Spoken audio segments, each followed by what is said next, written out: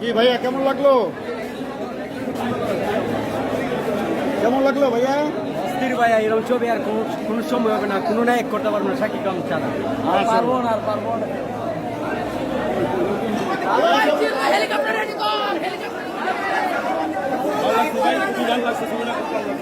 যদি কামাইতে কুড়ি এটা কামাইবো 200 মুম্বাইয়ের কোনো ছবি খাওয়া নাই। একটা আমাদের সাংবাদিক ভাইয়ের সামনে কই, আপনারা ভালো করে প্রচারটা করেন। সাকিব খানের যেখানেই যায় সবটা ভিতরে তার সাথে বাউন্সার থাকে। এই ছবির পরে বড় বড় নায়কেরা তার পাশে রেখে নেবো, পাশে রেখে নেবো। এইটা খালি আপনারা প্রচার করেন ভালো বাউন্সার থাকে সব টাইমে।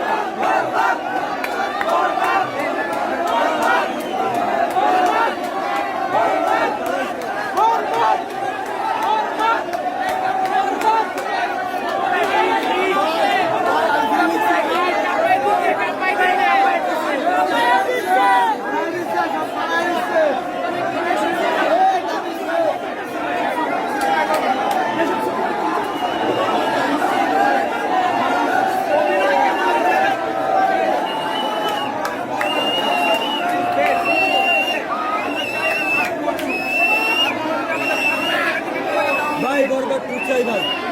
কি কেমন লাগলো? বরবাদ 2 চাই। বরবাদ 2 চান? কোরবানি দিয়ে বরবাদ 2 চাই। এই যে আসান নির্দেশ সম্পর্কে কিছু বলেন, যে পরিচালককে নিয়ে কিছু বলেন।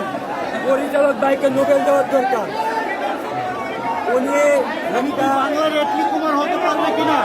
অবশ্যই থ্যাংক ইউ। ইন্টারন্যাশনাল ছবি হয়েছে, এটা বাংলাদেশের প্রথম না। এই সাকিব খান দেখে দিচ্ছে যে বাংলাদেশেও ইন্টারন্যাশনাল ছবি করতে পারে, সারা বিশ্বে বরবাদ করে দিবে। সাকিবকে বরবাদ 2 চাই আমরা, 2 বরবাদ 2 চান? জি জি। পরিচালক সাহেব এই একজন নাটকের পরিচালক হয়ে এই ফার্স্ট একটা মুভি। ভাই কেমন লাগছে? গামে গেছে? ভালো লাগছে। কেমন লাগছে?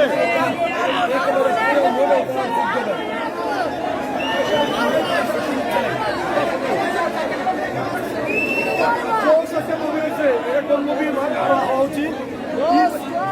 ভায়োলেন্স করে বাবা বাংলা সিনেমার ইতিহাসটা পাল্টে দিয়েছে। আপনি কি শাকিব খানের বরবাদ সিনেমা দেখার জন্য বাড়ি যান নাই? আমি শাকিব খানের বরবাদ সিনেমা দেখার জন্য আমি রৌশন থেকে এই ঢাকায় আসছি।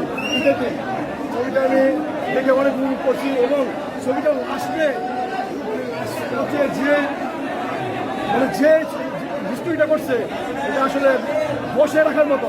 কোনো একটা অডিয়েন্স করতে পারবে না, মানে না দেখে করতে পারবে না। এরকমটা প্রেমের জন্য কি করতে পারে মানুষ?